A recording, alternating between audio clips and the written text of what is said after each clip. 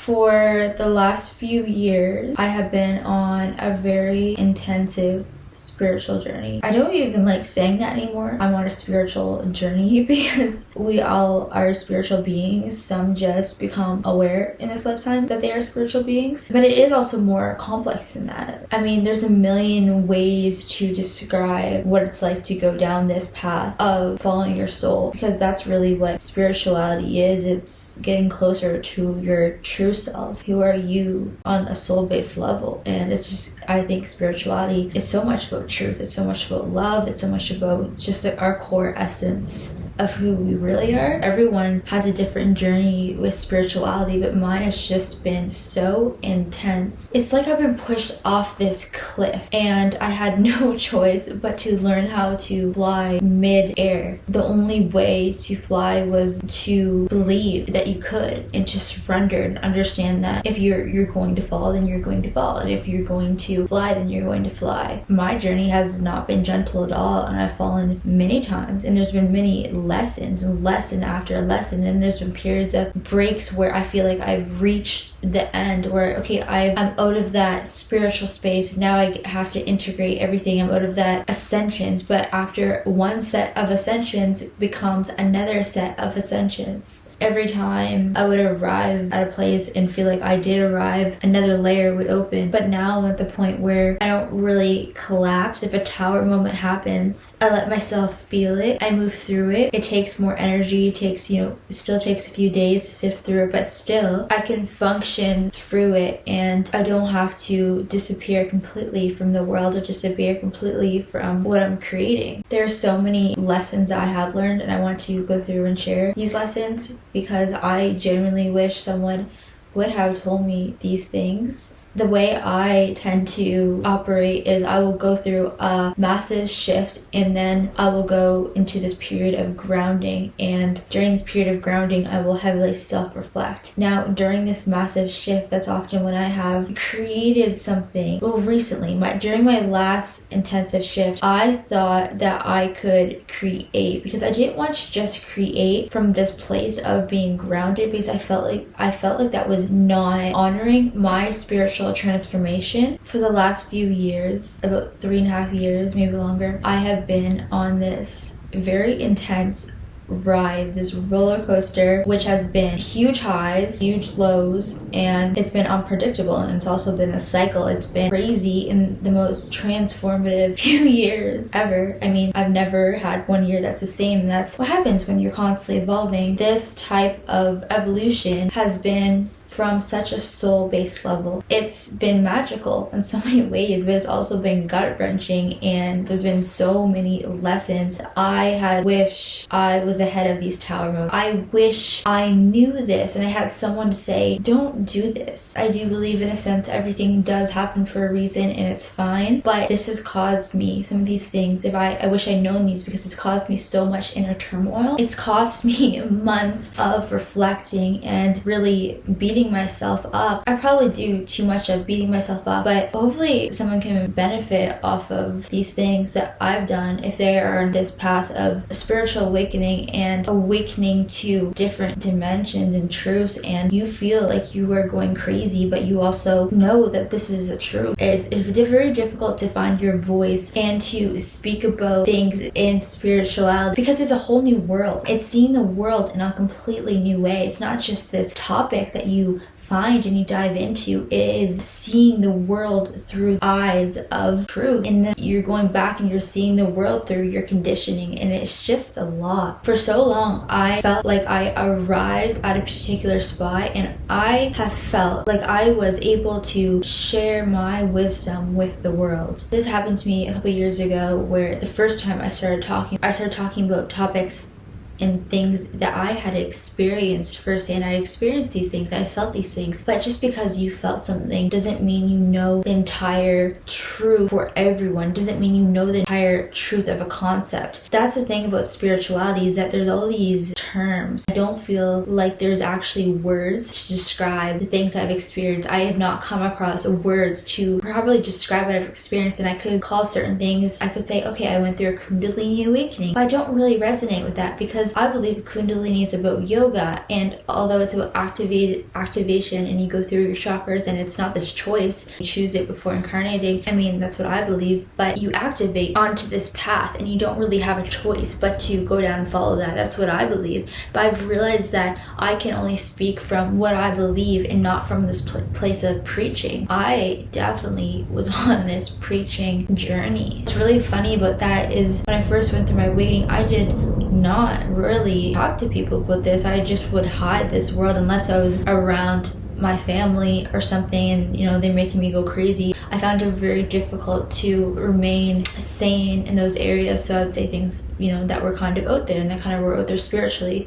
There came a time where I had done so much work on myself in silence. I felt like I had wisdom and a key and something that the world needed to know. And this all came from a place I felt like of genuine, I need to share this with the world, but this was not part of my initial understanding of why I came to Earth. Because my first awakening, I had immediate and complete understanding of why I incarnated on this Earth and how everything in my life, how it never made sense and how it made sense. That is what I was shown, but this was not part of it. This was just, I became obsessed with learning about things, and I feel like in this process of learning about things, I attached to certain labels or things, and I did feel like I knew the answers. Once you arrive and you feel like you will get smacked across the face. You will be shown something else, and that doesn't mean that reality or thing you've experienced was not real, but reality is a very complex topic, and you could experience a reality, but that doesn't mean there are not more realities. Reality is not fixed to this one physical plane, and it's also not fixed to your experience. Finding your voice and finding your truth, most people that do become activated, we do feel called to share that with the world, and that's not wrong. It's not wrong to share your experiences with the world. I mean, that's what you're here for. You go through certain experience, I believe, so you can put it into whatever story or art form or whatever it is that you do. I mean, in the end, we are all stories to the world. Yes, we're here for an experience that is much more valuable than a story, but in the end, to the people, we are stories. On this path, I just naturally started to speak about it, and I realized that, oh my gosh, speaking about these topics is a part of my path, and I knew writing was a part of my path, but I thought I was meant to write my journey. Then I went through this shift. I realized, or I felt like I was meant to talk about these topics, but then something happened to me where I felt like to talk about these topics, I had to kill my ego and kill myself and kill who I came here to be. When I say kill, I mean the death of the self, where you just have the soul and the ego. So I just started to talk about these concepts. I didn't realize at the time that maybe this is coming from a place of you're positioning yourself as a place of spiritual authority. Now I realize you can talk about your experience, you can talk about everything, you can talk about your experience, but when you talk about things from that kind of place, and I had good intentions with it. I did have good intentions with it, because that was not my initial thought. I want to be seen as this spiritual leader. That was not my thought at all. My thought was, I can't make this about me, and so I have to kill the other parts of myself. But that's silly now that I think about it, because all these other parts of myself is what the divine created, and I don't have to limit myself, and in the end, hopefully, reach the people for me, because I believe when you are being who you were created to be, and you do talk from experience, which I believe is also hard to do, talk from experience instead of preaching, then that is more valuable. Now I'm looking at it from a whole new perspective, and I realized preaching was just not the way to go. I mean, that was a lesson I had to go through, but embodiment and just speaking from experience and saying it's okay to say I don't know it all. I don't know it all, and that's okay. Just speak from experience. I don't know. I think it is harder for people in general to speak from experience, because you look at a lot of the information out there today, it is about do this, do that, talking about, okay, this is my experience. I also felt like I was projecting my worldview onto other people. I definitely was, especially when I was going through these major shifts. And I really, looking back from a completely different perspective, I was pretty arrogant. And not arrogant, I was just like, I know it all, I cannot be told. I've been reflecting on why I think I was like this, and I think it is because I was just trying to find my voice and find my truth and believe in what's within. It's very difficult to believe in your psychic gifts, difficult to believe in that, because I kind of felt like that stuff was weird before. And talking about certain labels in the spiritual space, I always felt like I didn't want to be associated with it. So me starting to talk about these things, I was actually surprising myself, because eventually I got to a point that, no, this is my truth. But to actually own that, I feel like it's very difficult to own what's within when the entire world teaches us to value what's without, to openly say, no, I did see this in my mind, or I do know this, and no one can gaslight me out of this. It does take a very strong center. I was activating to, okay, this is my universal knowing, this is my universal truth, because I was dormant. I didn't have that forever. When I was younger, I remember having these crazy dreams and having, I don't know if I should tell the story of that maybe another time. I remember not talking. I remember feeling people's energy and being so sensitive. But then that's what happened. We all have these special gifts. It's not these select few. I mean, some reactivate to their gifts in a lifetime, and that's the case with me. But it's been this process. The more that I trust myself and I trust what's within, the more that they deepen. But it's really difficult, because the way you come across the world is like, okay, well, you're not willing to challenge your beliefs. And I think that is a very, very, very, very difficult practice, to stay rooted in your knowing and trust that over things you see externally, but then also take in account this reality, because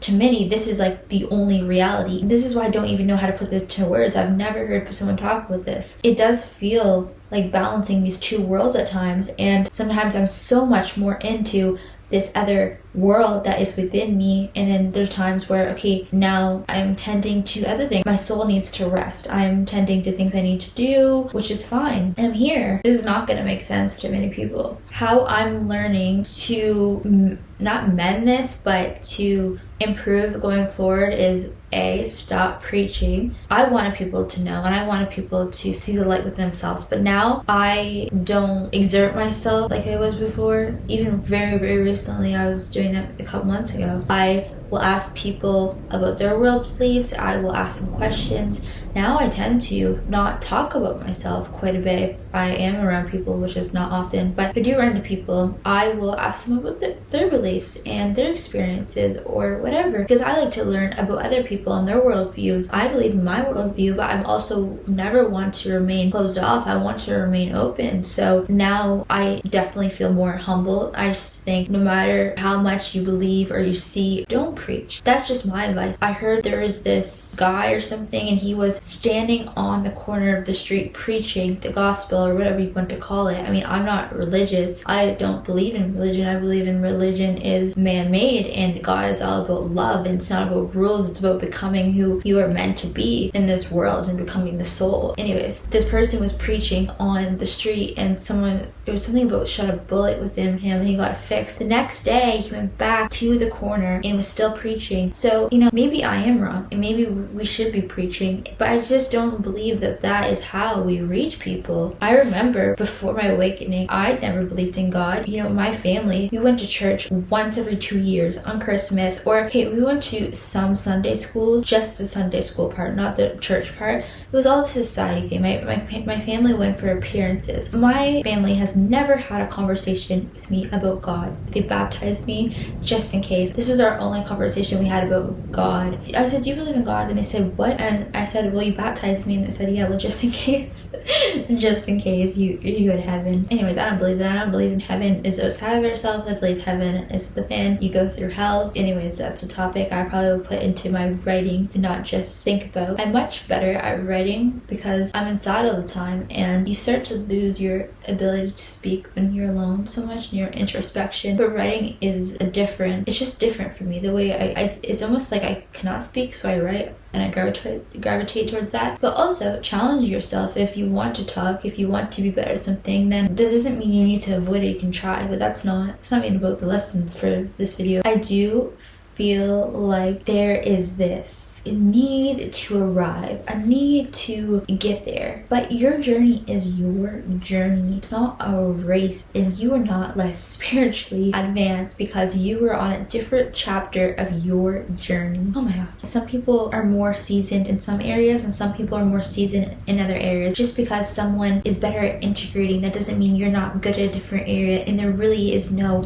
hierarchy. You can talk about your journey. Understand your path is your path. You're never behind. You are being sculpted. If you allow yourself to follow this path of your soul, you are being sculpted in this divine order. And when you do follow the path of your soul, understand that a lot of other people will rise. When you're chasing things externally and outside of yourself, other people will rise faster than you. But when you follow this path of your soul, you're rebuilding from within. You're rebuilding this whole new earth. That is foundational work. It's very different to build a legacy than it is to build hype. Purpose is very different than a career in general. There's so many times where I have felt this pull to, one, honor my transformations. I don't know how to explain what it's like to experience this life force shift in energy and being shown inside of you this truth of the world, and to being shown that you are this divine being, you're infinite being. And I can say that to other people, but then I'll go back into the preaching. Anyways, back to what I was saying about transformations. So I have been reflecting, what have I done this year? And I've been beating myself up a little bit because tangibly I have not done a lot. I have not got a lot done. A lot of things I wanted to do, I failed. But also I'm glad I failed because I realized I was thinking too small. I was not seeing myself right. There's a few tweaks and a few areas where I had to fail. I don't believe in failure. I just believe failure is feedback, and you're never meant to be successful. You're not meant to settle. And there's just resistance, and I had to try these things because in the moment, I guess that's what I felt like I should do. And so I did these things and I failed, or I learned a lesson. And because of that, those things, I would go into this reflection, or something in me would shift. If I didn't attempt that, if I didn't put one foot forward, even if it wasn't my highest potential, even if it was uncomfortable, I would have not failed forward and got that reflection through the pain of that uncomfortableness of failure. For example, I spent so many hours working on creative things, and the way I was showing up in so many different ways, I just could not even look at myself at times. I was like, why are you so uncomfortable with the camera? Why are you so this and that? It does take refinement to figure out your style, your voice, your form of soul expression when it comes to anything. Also for me, I have spent so much time inside my mind in introspection, figuring out how I'm gonna get there. And now I have so much clarity. I have so much less shame about my failures because in my mind, I've gone through this cycle so many times. Instead of avoiding it, instead of numbing it, I'm like, it's okay. I've had to continuously sit with myself and continuously remind myself, it is okay. What did you do that is so mortifying? Being human is embarrassing to exist with, but it's also not, because we're all human. So just get over yourself. Get over yourself, because no one's really that embarrassed. Yeah, you do cringy shit all the time because you're in these other states and then you don't think and then you post something and then you come back to the land of the living and you're like, holy shit, I can see how that came across as crazy, right? But the first time, you're not going to learn how to integrate the first time. The second time, the third time, I've been trying to integrate for freaking forever. I keep thinking I failed cycles of integration. I keep thinking, oh, well, I am connected, and then I go and I ground, and then I crave the connection, so I go connect with myself, and then I am thinking I'm too in the spiritual, then I go ground, and I try to integrate, and you constantly repeat this cycle, even though everyone's cycles look different. And that is kind of part of the journey and the process, and it's a journey, and there's not meant to be this arrival. And all this work that you're doing, say if you spent 7 months in this internal world. Some people, they'll say, oh yeah, it's just fantasy. You're in fantasy land. They don't understanding that I'm not maybe turning external gears right now. I am turning these internal gears. It's a slow burn because right now these internal shifts that I'm doing are not manifesting externally, and there's a time to do it externally in this world. If you listen to what's within, your body will tell you, your soul will tell you, if you're in touch with yourself, when to take that shift. The outside external world built off a system that is not supporting your divine path won't understand that. But you know what will support that? The divine in your soul. In the most miraculous ways, when I listen to what's within and I know, okay, this is the time to ground, opportunities come out of nowhere and things align effortlessly. There's fear that arises with me. I think, okay, well, but then the divine shows me I never needed to have fear, because fear is this old system. Fear is not God. It's not the divine. All of this disconnection and evil in the world, this is not the divine. The divine's love. The divine wants you to follow your soul. Yes, it's a luxury to awaken in this lifetime to follow your soul. Of course it is. If you're even listening to this, I mean, at this point, it would not make sense to many people. So if you're watching this, you probably are spiritually awakened. Anyways, it's meant to be this roller coaster. Sometimes insights, they come so violently and it's just so intense, and you just cannot make sense to the outside world, and then you come down from that roller coaster and the integration is more quietly. Maybe the integration happens when you're going on walks. That's just as much of a spiritual practice. Let me just say, I saw this quote, or someone said this the other day on this writing platform, and they said people who don't meditate daily are not spiritual people. What? Listen, to be spiritual is to know your own voice, your own self, to listen to your soul. I mean, there's a million different definitions to be spiritual, but I guess that is the basis, right? It's to understand that you are this soul. It does require introspection. To me, meditation is something where you sit down, yeah, I guess, and it's more of this concentration, right?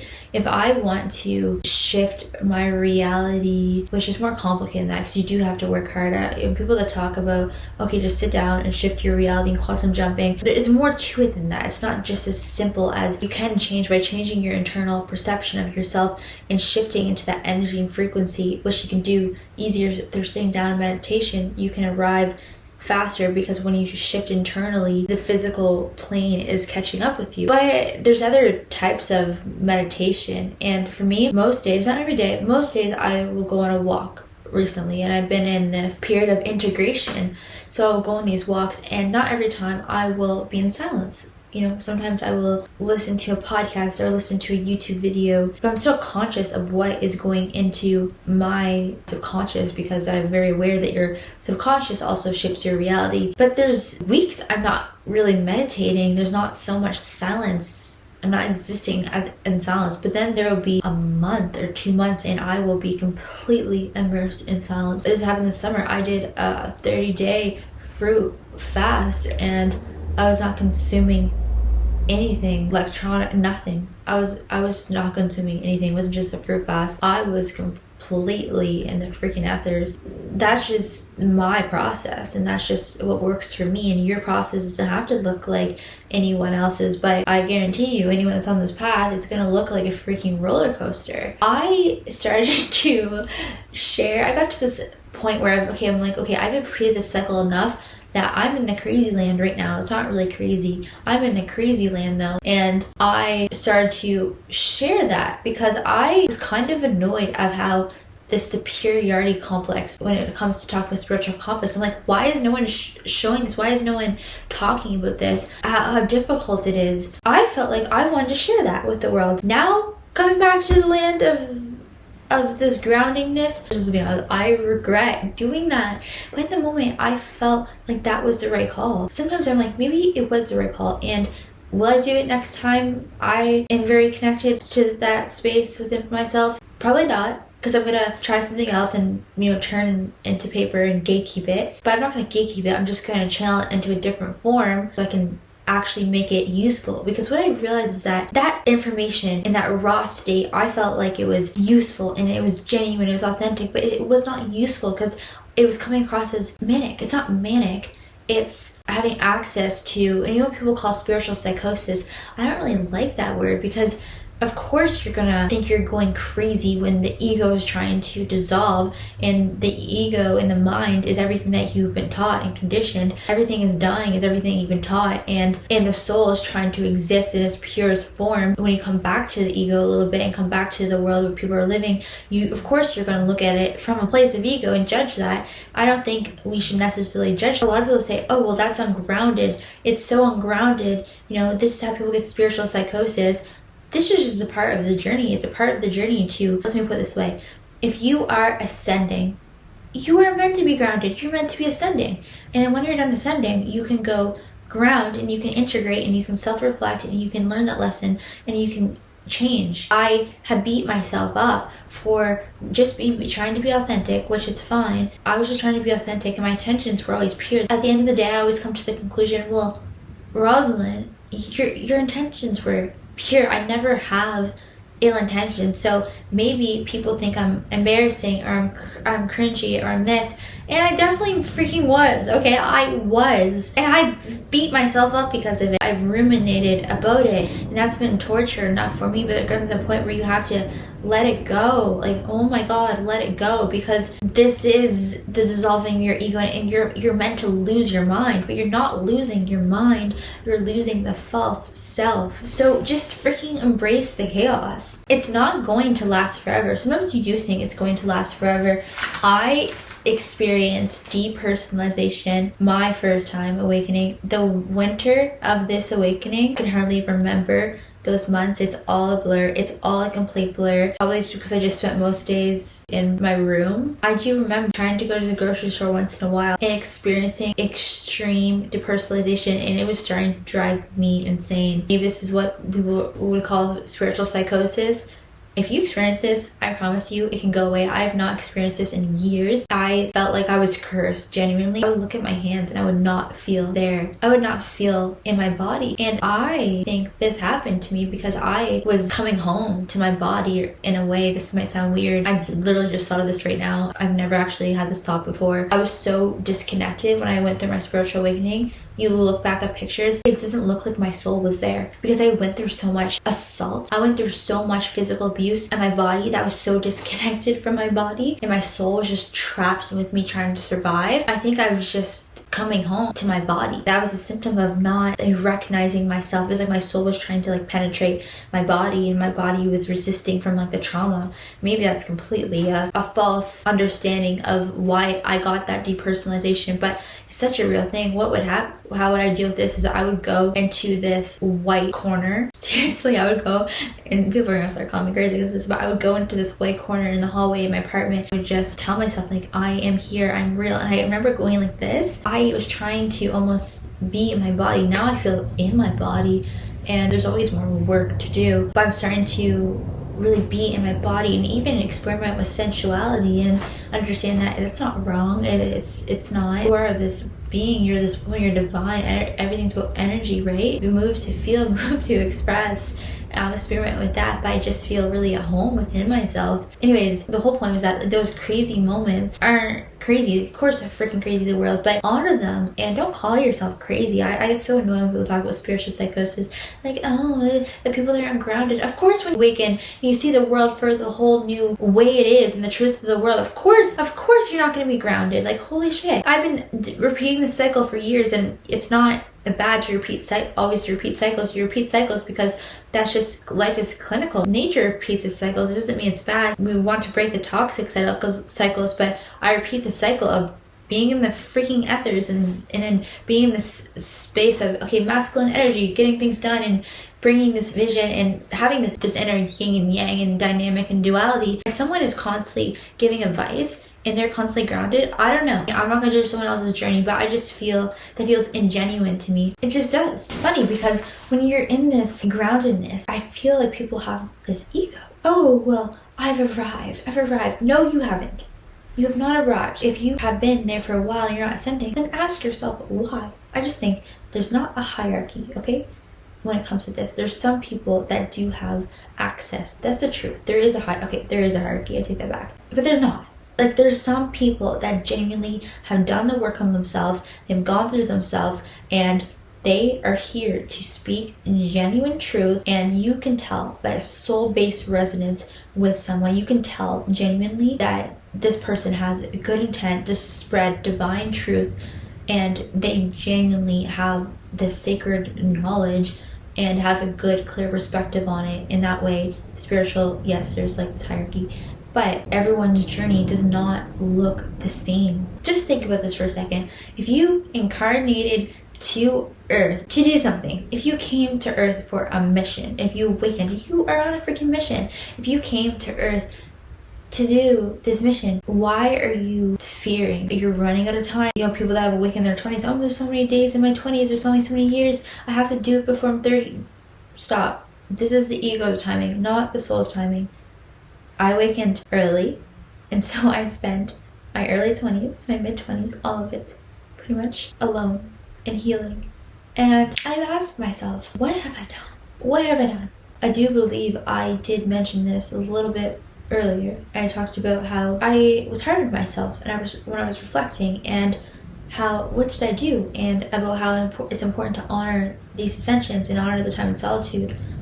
But it really is important to understand solitude is not wasting time. It's an investment. It's a shift, right? Understanding that this time you spend with yourself, it's not a waste. It's an investment in yourself. I did not take these shifts when I felt to, okay, take a step back, take one step back. If I didn't do that, if I just pushed forward when my soul was saying, stop, something's off. If I just listened to the world, or if I asked other people's advice, for like, well, just push through, just do it. That's the old world system. Everyone say masculine energy, it's the old world system. No, I'm gonna listen to what my inner compass is telling me, and I'm gonna take one step back, and I'm going to not force it. I'm gonna let it go, and I'm gonna turn my attention to something else and say I need to go on more walks, or I need to tend to this area, and I'm going to do that, and I'm going to reflect, I'm going to reassess, and then when I feel called to, I'm going to jump back in. I've done this a million times with how I create certain things and video. During that time, I've gotten closer to myself, and I've reflected of how I want to show up into the world. It's given me that space I needed. If I just continued doing what I was doing, I would have ended up deleting all of those things, or just banging my head against the wall, when I could have just take one step back, reflect, realigned, and then effortlessly flow in a space that's more comfortable for me, and that's getting closer to my soul. So solitude is sacred. It's not a freaking waste. It's not ever a waste. I don't think necessarily people think it's a waste, but longevity is the game you're playing when you are building something from the soul. And we do live in a world where it's all fast things and chasing things, all these systems that have existed. Well, when you're building from the soul, you're not using these systems. That means you're being part of creating a new system that requires a game of longevity. But it's not a game, it's just alignment. Clarity is such a funny topic to me, and when I think of clarity, I think of this puzzle, which is very symbolic, because when I was younger, I used to love puzzles, and I remember being in my room, sitting on the floor of my room when I was a kid, and putting together this intensive, complex puzzle, and I would be immersed in it for hours, just be lost in this trance of putting together this big vision. I was pretty good at it, and even, when I was younger, my mom would do laundry, and she would put all of the socks on the couch, and I would weirdly love matching socks. It was like this game to me, and I would love it, and I feel so fascinated. But now I understand pattern recognition and highly visual memory, but clarity is related to a puzzle in a way, because clarity comes in pieces at times, and you can have clarity and say you can have half of the puzzle done, but that doesn't mean you have the full picture yet. And I don't think, again, we arrive at the full picture, and that's why humility and being humble is so important.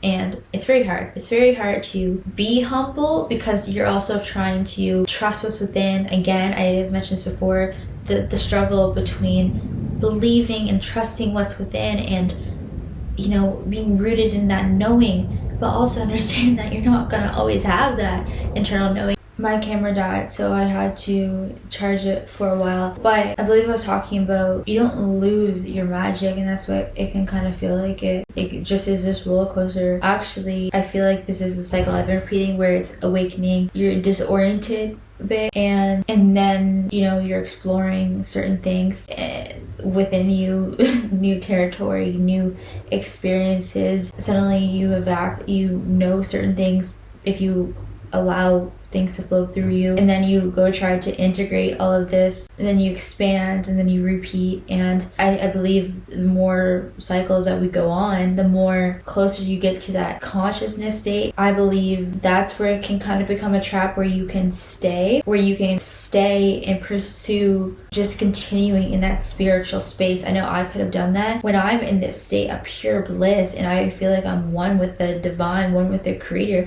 because it's not all the time that I feel like that. Again, it's not all the time I feel like that. When I'm in that space, I sometimes want to give up on my ambition, and I believe I've said this before. I want to give up on my ambition and my goals and everything that I'm here to create, because I don't need anything. But that's not why I came to earth. Sometimes I feel like that can be a trap in spirituality, where you can kind of just get stuck there. But that's some people's path, to just take it all the way through and to remain in that space. I believe there's a strong correlation between gifted children and people who do become awakened in this lifetime. Every person on this earth is here for a reason, but I believe that there are certain souls in this lifetime have chosen this path of becoming aware of their spiritual experiences. And there's certain patterns that I've noticed over the years of people that do have a full-blown spiritual awakening, and it's usually there's this blueprint. I always say not every journey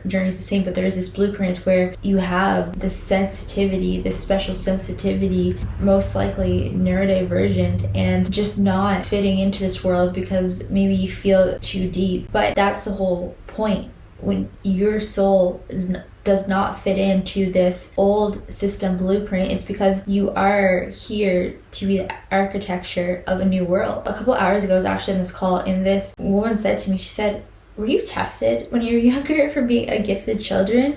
And when I was younger, I was pulled out of school multiple times. The first time was in middle school because we did these standardized testing, and my testing flagged the system enough that they offered me this free testing, which was a couple $1,000s. So I got this testing done, but this was just the beginning. I was constantly out of school for the way I learned, because the way I learned was drastically different. It was not so simple as, oh, this kid has ADHD, which I've been tested for and I don't have. Some people think I have ADHD because I choose to talk in this flow state instead of be more prepared most of the time. But it's just because I like to, I don't know, it's just the way I guess I operate. And I don't take any medications, but I definitely am neurodivergent. But there's so many ways you could be neurodivergent, and for me it was not as simple as like, okay, this person has ADHD. My sister's ADHD, and I think ADHD is a superpower. The way I saw the world was fundamentally I could not do mental math. I just could not do it. My brain would block out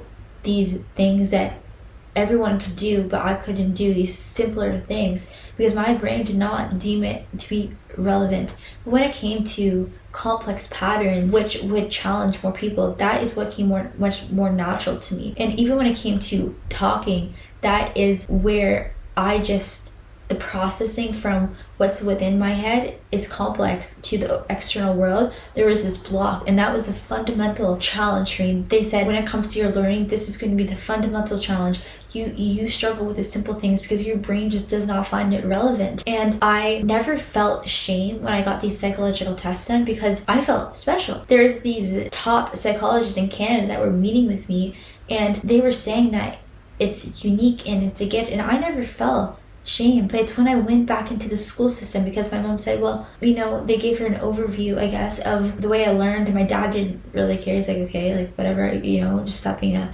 pussy. Everyone learns the same, whatever. It just thinks that stuff's all bullshit, whatever. And sometimes maybe we do coddle kids so much. And the way I grew up in the school system, I needed this. I needed to grow up in a school system of complete shame and complete bullying of teachers if you learn differently. Because if I didn't, then I would not have become the person that I am becoming and am today. I would not have the story. I would not have this drive to build new school systems and for kids to learn what's within, because that is half of my drive. I'm driven to figure out how to build new systems for kids so they can learn to trust what's within before the conditioning and understand that that's unique and that's special, and they should lean into that because that's their divine birthright. That's why I truly believe that. I went back into my public school and I went with these assessments and these needs, but my school had resistance towards it and they would not really accommodate me because it wasn't so simple as go in a lower level class. And I would take these advanced classes. They would be like, well, just go in a lower level if you need your own room to talk out loud to process these things, or you need a calculator or whatever. It's just, they were just very insensitive, privileged problems. But at the end of the day,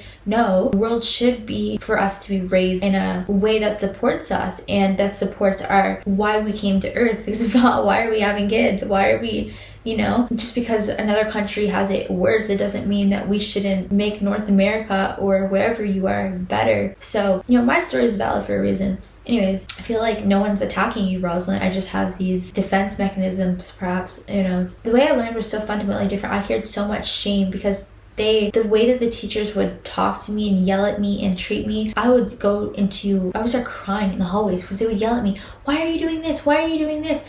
And they would literally inject shame into me. Some teachers would follow me to the bathrooms and would yell at me and treat me like a criminal for just asking for my own room, and then they would embarrass me in front of the whole class. It made me feel like I was so stupid and there was something wrong with me. I felt like there was something wrong with me. And then I started to feel so much shame because I had to leave school and I had to leave these classes. And then because of how the teachers would talk about me, this is a real thing, adult teachers would talk about me to my classmates and to make it seem like I needed help or something. That's why I was leaving. But really I was just getting tested done from these people that wanted to understand the way I learned, because I did learn so drastically differently. Anyways, the point is this system was not built for me, and because of this I conformed. Because that's what shame does. Shame makes us conform, and I went against my own natural makeup and I stopped fighting for myself because my principal in high school threatened to expel me just for simply asking for my educational rights, which I had the documents to show this is what I need. But they're like, okay, well, we don't have that system in place, so go take a lower level class. But anyways, I didn't need lower level classes. The way that they presented it, I just remember being a complete shell of myself, and I conformed and I continued to conform. And I went to freaking sciences, one, because pattern recognition was easy to me, but that was not what I went to do. I gave up my artistic pursuits. I know people used to laugh at me when I would try to write poetry. Yeah, I guess this podcast is a bit over the place and my camera's died about 3 times, so it keeps throwing me off. My lighting was crashed out, but it is what it is. I don't want to just abandon now because I've been talking for a long time, but it might just be a more flowy episode, and that's fine. Not everything has to be perfect. It's okay. It is what it is. Limerence is interesting. It's not limerence if you encounter something. Limerence is something that you make up these scenarios in your head. So now if I start to do that, I start to mouth up the daydream or whatever you want to call it, make up these scenarios, I will catch myself and I'll say no, because I'm not going to do that. And if I want to manifest something and I want to become into my reality, no, I will 100% be feeding myself these quote-unquote delusions, and because I want to manifest it, so I will continuously feed myself delusions to the point that I believe it, and then once I am complete belief, then that thing will manifest into my reality. For example, I was in Bali and I made the decision I wanted to go. I wanted to leave. I didn't know where I was going to go because I had no plans. I was in Bali for 4 months almost, I think, and I wanted to go. I was there for enough time. It was a new chapter of my life. I was feeling the call to be grounded, because I was in the freaking ethers before I came here to London. I was like, okay, I'm leaving. I started to think of where I wanted to go. I wanted to go to London because I love fall, and even though I've not been doing much here besides walking, I don't know, I do this all the time. I just go to a new country, a new city, and I just don't do anything within the city because I live in the world inside of me most of the time. But anyways, I didn't know where I was going to stay. I didn't, like, you know, London is expensive. I didn't know what I was going to do, how I was going to win, but I was like, okay, I'm going. I'm going to pack up my stuff. I'm going to do this. I'm going to think in my head, like, what am I going to do there? So I visualize it, and I started to plan as if I was going, not plan, but I would start to aesthetically, like in my head, okay, I'm going to do this, and then this opportunity out of nowhere just came on my lap. Easy.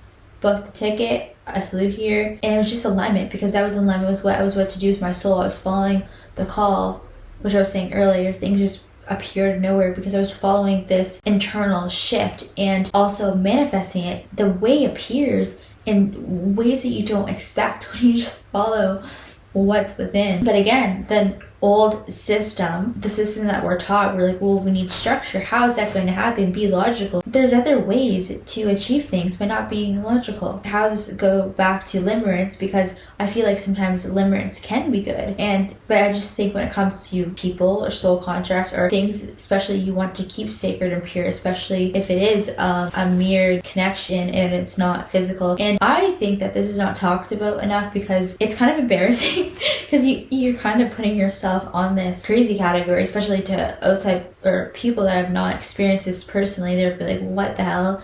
Are you crazy, woman? You have a parasocial relationship, which can tie into the limerence. Parasocial relationships are a huge thing, and I've completely questioned, is that what's happening with me? Am I having a parasocial relationship? Because that's not me. That is not like me to have a parasocial relationship. But it's not true, because the things I experienced transcended this reality. And it was first I experienced that. And this was not for me watching this person's media. This was I literally ghosted this person, first of all, before I even had this transcendental experience. And I ghosted this person for like 6 months because this person tried to reach out to talk to me. And I was like, okay, we're very similar. It's weird. We look the same. We talk the same. It's weird. We eat the same foods. It's weird. But I just never thought we're the same person. We're the same soul until I had these ridiculous dreams. And some of them were very inappropriate. But some of them, it was uncanny. I physically felt the love between being this person. And it was not just about these dreams. It was like this.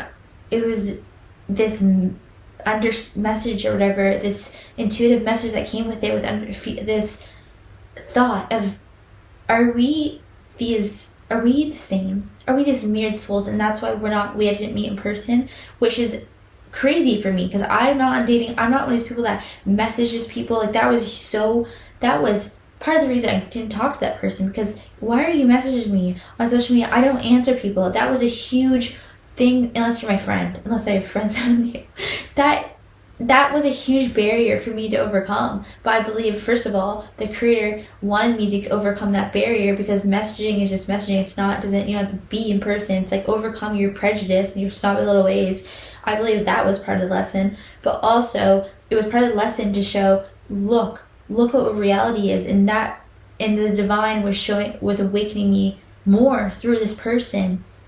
And even though we still to this day have not met, and I had this whole, I'm like, whatever, I don't know what to call this, soul contract, and, now I've just moved on, like, I don't feel that anymore. I mean, maybe because I'm not in the ethers, I haven't felt that in a long time, but I just feel moved on from all of this, and maybe one day it'll re-rise, and I'm still questioning, why did I feel that transcendental experience, and now I'm just so unbothered and moved on, and I completely forgot about it. Maybe it's avoidance, maybe it's doing my own thing, I don't know. That's why I never want to say I know the truth and I know we're one soul, or I know this, because I don't. I know what I experienced. And I did experience both limerence, but the limerence came after, and that's how I know. The limerence came after when I started to watch these things and attach it, and that's when the projections start. So it is a very slippery slope. So I definitely probably was having a parasocial, but I know that person having a parasocial relationship with me. I know other people have experienced this, and I'm not one to look into others' theories much of life. I'm starting to question more things outside me, because I've been in this world within me, and I'm starting to question theories that ever exist from philosophers, and I don't know. I'm going to look more into it, because I think that there is some philosophies out there or talks about this experience, but it's embarrassing, I guess. It feels embarrassing. It's not. It feels embarrassing to talk about this. But again, I needed to believe that this was not reality, because it's one thing to have the belief, I see something, I want to bring it into reality. But it's another thing to go through awakening and understand, well, sweetheart, this is not reality. But it is, and it's not. It is, and it's not. That experience was real, and it did transcend reality. But in this reality, we can choose to ignore it. But that's the other thing. The truth will cost you comfort, and will cost you a lot more than comfort, because the truth strips illusions, it strips the expectations and the false attachments. Now, yes, I scared myself with my own truth. So when I, again, was in the spiritual space, I was unhinged on social media. I was so freaking unhinged, especially when it comes to writing. Oh my god. And I was just in complete truth mode. I just was like, well, it's a freaking truth, because I experienced it, and everyone's just not willing to admit the truth. But now I do have a different perspective. Yes, truth makes life real and doesn't make life easier, but it's not your decision. You can live life truthfully for you, but it's not your decision for other people if they don't want to live a truthful life completely to their soul. Like, if they want to lie to their soul and live in this comfort zone, then let them. Don't go here exposing people or having your opinions or projections about people, which I'm completely guilty for. I'm not someone that talks bad about people, but I've had a couple of moments where I'm just like, okay, well, that's not that kind of, I was just trying to protect people. That's not the kind of person you want to look up to. And I have regret because of that, because that doesn't, doesn't reflect my character, and I should not be looking outwards. And I think when you become so fixated on truth, because you get so tired of the lies in the world, and you're just so fed up from the corruption, the lies, and the manipulation, you do want to spread truth, but you focus on spreading your truth and don't speak for others, or don't force other people to see things. Sometimes you can think that you're trying to help someone, and you could see something, and you're genuinely trying to help someone. It's coming from a place of love. It has good intentions, but it cannot land well, because just truth does make people uncomfortable. And truth is good. It's not evil. It's the opposite of evil. It's purity. It is the most pure thing. But again, it's just not. People have free will, and they have choice, and they don't have to choose that. When you are creating and evolving, your art or whatever you do will evolve with you. It'll evolve as fast as you. And this is both beautiful and gut-wrenching, because it's gut-wrenching to spend so much time and effort and energy on a project or whatever it is, only to disregard it or not be able to use it because you're just drastically different. Growing work mid-creation is normal for this path, but it takes so much soul commitment to the point that most people would give up, because this has devastated me on so many levels, especially when I would spend weeks or days in creating something, and I would go back and look at it and have a completely different view of what I've created, in a different state of mind, a different perception, a different outlook. It doesn't mean what I experienced wasn't creative, it's just that my mindset's changed. It's shifted. There's times I posted things that are even up on my certain platforms, and now I cannot watch it, because I'm like, whoa, girl, you were so unhinged. But then now I'm like, I'd probably be, and if I was in that state of mind again, if I was in that conscious space, I would probably look at myself like, oh, you think you're so cool, you have this ego. I don't know what I would have thought, but it's very uncomfortable. What I'm realizing is that I don't have to delete something. I can have that version of me. There's just one little slice of me. I have multiple things about me, and I can be multidimensional, because we can be many things. And I can show that side of me, because why not? Because at the end, we're all energy, we're all souls. I can show, yeah, most people use media to gain things, so I can show that if I want to, because it doesn't take away from me. But creatively going forward, you can learn from that. Also, there's times where I've spent probably 200 hours editing something or working on something. Again, I just never did anything with it. I just did not use it. I can't even look at it. And maybe a couple years I'll go back. I don't know. I am very self-critical. I think it's very hard when you have this vision and you're just not meeting it. You're so far from it. You know the way to get to this vision is to put in reps. But then when you put in the reps, it's like, this is so far from how I truly see myself. This is doing me more disservice. I thought I was helping, and it means a lot of disregarding things. But I think it's important to understand that this is very natural.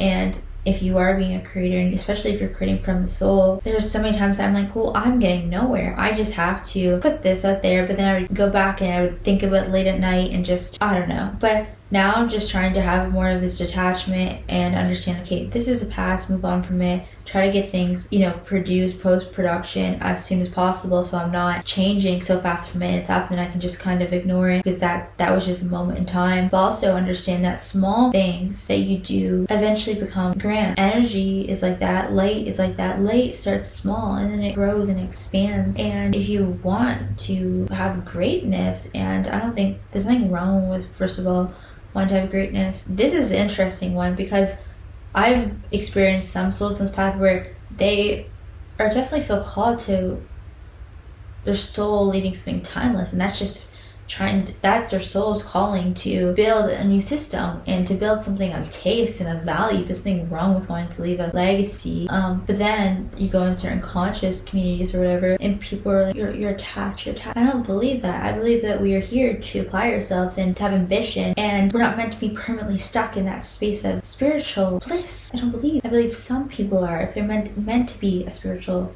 teacher. But also that means they have to learn integration, because how you teach other people to integrate when most people's path in the spiritual path isn't to be spiritual as their completeness. I tend to go back on that, because it's kind of, if you have ambition, people look at you like you're striving from this ego space. And even people say, if you want success or you want this, but not all things that we crave come from this control or ego. There can be things that we build that come from the soul. But when you are building from the soul, it starts as a seed again, and easy to focus on the destruction or what we're not doing without understanding that these small things that we're doing right now eventually could propel us ahead. You do have 1 year. Again, everything goes back to freaking trees, man. The example of the bamboo tree, of how 2 years or even many years, I don't know the amount of years, underground, and then the last year just shoots up and takes off. Not that it is about success or it's about taking off, but when your heart is and soul in something and you're nourishing it, it's like your child. And creativity, you want your child to thrive and you want it to succeed. Not that you're attached to it, but you're connected to the journey. But it's like you do want something out of it. You want everything that you're nurturing to be fruitful, even if you do love the process of just nurturing for the process and the sake of it. It's still, you have the intention for it to be eventually fruitful. In moments like this, I think it's so important to remember your birthright. Divine birthright is yours if you claim it. The problem is that why so many people, our birthrights have been stolen from us, right? And it's such a blessing. It's such a blessing to be aware of your birthright and what you're here to do. Oh my God, such a blessing, because a lot of people are just not getting closer to their soul because of the systems in place, and it's just very unfortunate. But your destiny wants you, so you could be failing at something because it's just, you have to go through more of that uncomfortableness and sift through more of yourself and more of your soul, and you have to become more, and you need more time and introspection. You need more to unbecome and to become, and it's not that you're not good enough, it's just that your purpose sees you so much higher, so your purpose is waiting for you to see yourself in that same light. There's so many times where I have struggled so hard with self-worth and to see myself and self-esteem, and I am a confident person when it comes from the soul. I'm generally confident, but self-esteem is something that in the moment I was never conscious, like, oh my God, I struggle so bad with self-esteem. But looking back, oh my God, I struggled so bad with it. And again, everything goes back to, of course I struggled with self-esteem. Of course I did. Look at where I grew up, where I was, everything that I did was wrong. My body, I went to school and I was 12 and I didn't have my period till I was 16. I had no boobs. And they're yelling at me for not wearing a bra because, oh, my body's a sex object, I have boobs. Get over it. What's the difference between boobs and a belly button? Seriously, when your brain's not sexualized, you don't think nudity is wrong because you're just like, it's natural. So you're starting to look at your body as wrong. This is wrong. This is wrong. The way I learn is wrong. Of course you start to develop self-esteem issues. You go home, you're so messy. Your existence is just, you're not worthy. You're not accepted. No one accepts you. Yeah, okay, whatever. Now I don't give a shit. I've been like, fuck you to the system. And that's what I'm doing now. That's why I have the motivation, because I'm like, fuck you to the systems. But at the same time, we do constantly have to look back at our past to understand the root cause. And a lot of people talk about be in the present. Spiritual is all about the present, and presence is something I'm deeply after. But I think the presence is not just about sitting still. There's times in my life where like I want to heal my nervous system. I want to sit still. I want to walk down the street and I want to be in my head and not be out there and observing the world. But presence can look different in different moments. And there's times where, okay, maybe I'm present looking back at the past.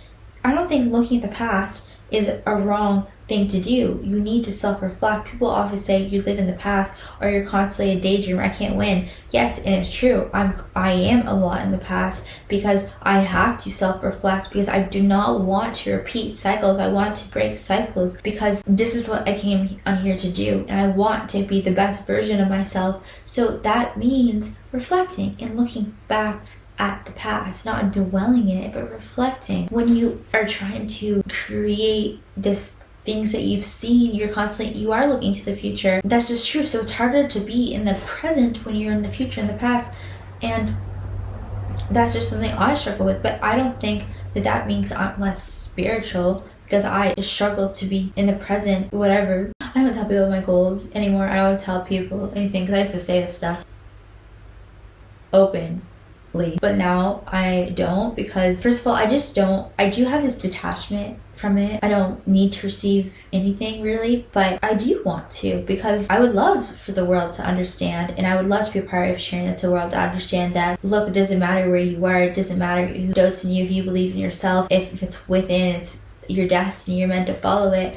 And we're taught to, okay, well, we're taught about odds, and what are the odds? Oh, you'll make it. I don't believe in that. I wholeheartedly don't believe in that. So people have kind of trying to humble me quite often. They've said, you're kind of entitled to think that you don't even, some of the things I want to do, people are like, well, why aren't you doing it this way? Well, that's how everyone does it. That's not the way I'm doing it. I'm paving my own way. And like, well, you're not 15 anymore. You have to be this. No, I don't. I can do things how I want to do it. And I know I'm going to find success with it, but that is not why I'm doing it, to find success with it. But I will, but it's not why I'm doing it, right? People are like, well, you're kind of entitled or you're delusional. I'm not. It's divine birthright is a real thing, and you have to claim it, and you have to not let anyone take that from you. I say, let people challenge you when it comes to certain things, right? Challenge your perspectives on things, but when it comes to your truth and what you believe, you do not let anyone take that from you. You do not let people take that from you, because that seeps into your subconscious and their doubt, and it doesn't matter how strong your belief is, their little seeds get planted into you of doubt. And of course, they don't think it's possible because they don't understand. This is not this, you're just born and you're not just my parents. I incarnated here for this mission. People often say like, you're kind of freaking reckless, you know? I've been in some crazy situations and I've not died. And there's times where people are like, how have you not died? Because I'm not meant to die. And I'm just like, how are you traveling this? You're gonna get kidnapped. All this fear. There's horrible things that do happen in this world. But for me, I know I'm not going to die until I complete my mission and what I came here to do. So now I'm not in this place of fear of, running to get it, or I don't even care what age I do it at, because who cares? And even if I do achieve this at a later age, because first of all, it's going to take longer building something completely original from my mind, from nothing, it takes a lot longer to do those things than to work in a craft in someone else's system. That's just the truth. So I don't even care. I used to care, like, oh, I want to do this before this age. That was my ego. I don't care, because I just want to feel like I did what my soul came here to do. And you should have that entitlement, but it's not for, no one's ever going to understand. When you have something different, no one's seen it before, they will never understand. So unless it's someone very sacred and close to you, keep it to yourself. And that's the other thing about divine timing. Things often take longer than you think, but the other end, not as long as you think, which that sounds complicated. Because you often think, okay, well, in 2 years or 1 year, I'm going to have this and this. And often it takes probably 4 years. But then in that 5th year, you'll have more than you thought in 10 years. Again, going back to that symbolism about the bamboo tree, it's kind of the same principle of how divine timing is, and so much years of growth, and one thing can take off. And patient, I don't believe necessarily, I was gonna say collapses timeline. I don't really believe it, like, oh, you can collapse your timeline. I think that's kind of annoying. I think that if you're following your path and you're doing everything you can and you do feel stuck, just trust that you are where you are now, and eventually clarity will come. And clarity comes in pieces. And see, I this is kind of scary, because I was talking about the puzzle piece, the puzzle later, and how you get different puzzle pieces, the big picture, and sometimes you can think you have it all, but there's always more.